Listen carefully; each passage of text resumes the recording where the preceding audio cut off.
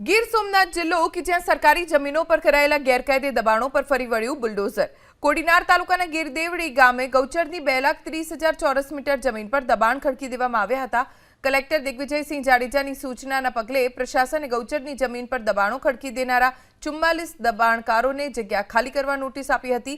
જો કે નિયત સમયમર્યાદામાં દબાણ દૂર ન થતા પાલિકાએ ચુસ્ત પોલીસ બંદોબસ્ત સાથે બુલડોઝર ફેરવી દઈ 2.30 લાખ ચોરસ મીટર જમીન ખુલ્લી કરી।